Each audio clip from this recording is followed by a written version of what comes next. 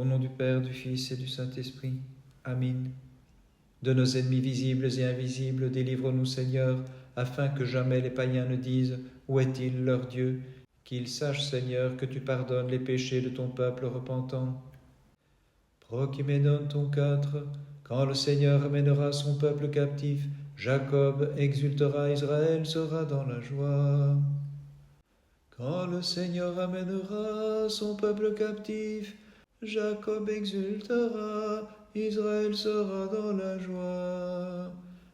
L'insensé dit en son cœur, il n'est point de Dieu. Quand le Seigneur amènera son peuple captif, Jacob exultera, Israël sera dans la joie. Quand le Seigneur amènera son peuple captif, Jacob exultera, Israël sera dans la joie. Lecture de la prophétie d'Isaïe. Seul le Seigneur sera exalté en ce jour-là, car ce sera le jour du Seigneur Sabaoth contre tout orgueil et toute arrogance, contre tout ce qui s'élève pour l'abaisser, contre tous les cèdres du Liban, hauts et majestueux, et contre tous les chênes de Bassan, contre toutes les hautes montagnes et les collines élevées, contre tous les hauts donjons et les remparts fortifiés, contre tous les navires de haut bord et tout le luxe des vaisseaux. L'orgueil humain sera abaissé, la superbe des mortels sera humiliée.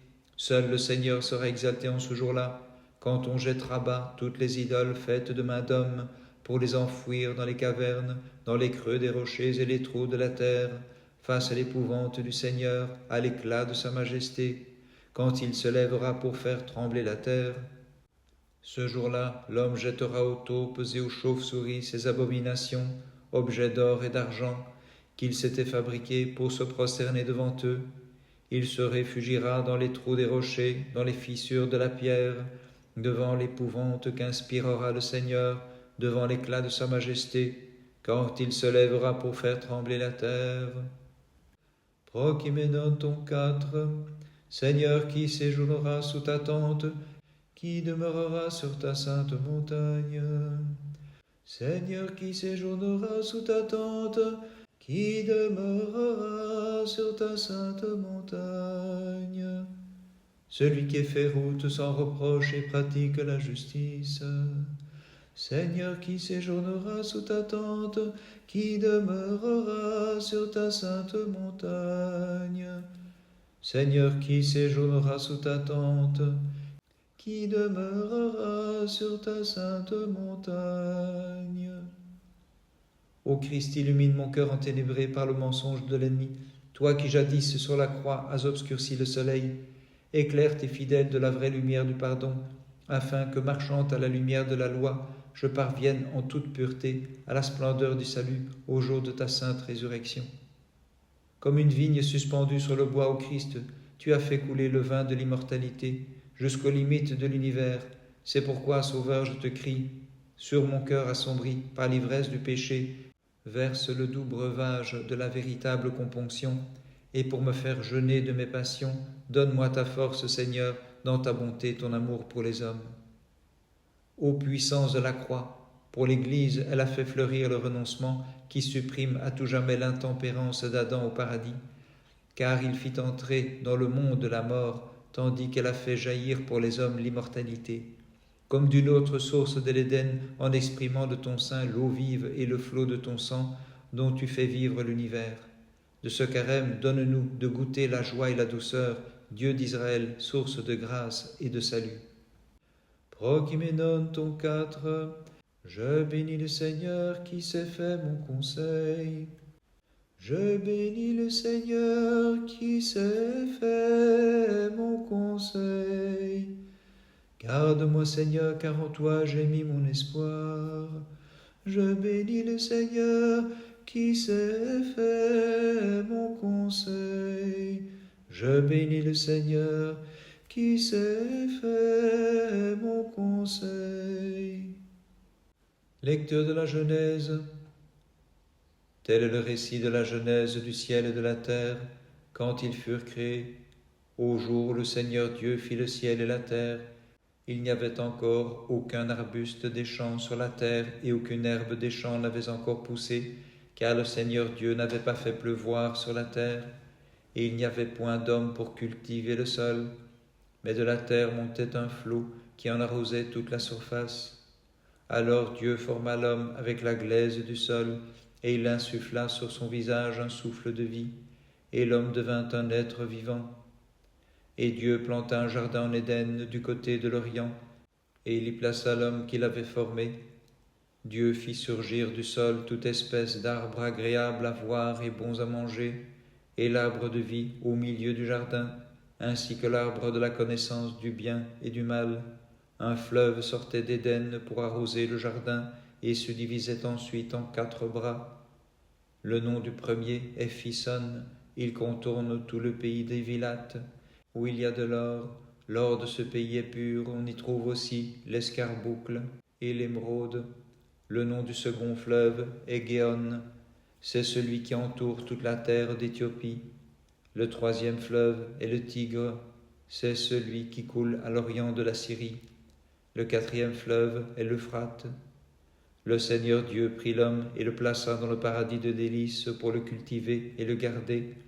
Le Seigneur Dieu donna cet ordre à Adam: vous pourrez manger de tous les arbres du jardin, mais de l'arbre de la connaissance du bien et du mal vous ne mangerez pas, car le jour où vous en mangerez, vous connaîtrez la mort. Le Seigneur Dieu dit encore: il n'est pas bon que l'homme soit seul, faisons-lui une aide qui lui soit assortie. Le Seigneur Dieu, qui avait formé de la terre tous les oiseaux du ciel, toutes les bêtes des champs, les amena vers Adam pour voir comment il les appellerait. Chaque être vivant devait ainsi porter le nom qu'Adam lui aurait donné. Prochiménonton 4. Garde-moi, Seigneur, comme la pupille de l'œil. Garde-moi, Seigneur, comme la pupille de l'œil. Écoute, Seigneur, ma juste plainte, sois attentif à ma supplication. Garde-moi, Seigneur, comme la pupille de l'œil. Garde-moi, Seigneur, comme la pupille de l'œil. Lecture des Proverbes. Mon fils, n'oublie pas mes préceptes, et que ton cœur garde mes enseignements, car avec de longs jours et des années de vie, ils t'assureront la paix. Que bienveillance et fidélité ne te quittent, fixe-les à ton cou, grave-les sur la tablette de ton cœur. Tu trouveras ainsi faveur et réussite devant Dieu et devant les hommes. De tout cœur, mets ta confiance dans le Seigneur, ne t'appuie pas sur ta propre sagesse. En toutes tes voies, apprends à le connaître, afin qu'il aplanisse tes sentiers, et que ton pied ne trébuche. Ne sois point sage à tes propres yeux, crains le Seigneur et te détourne de tout mal. Ce sera la santé pour ton corps, un rafraîchissement pour tes os.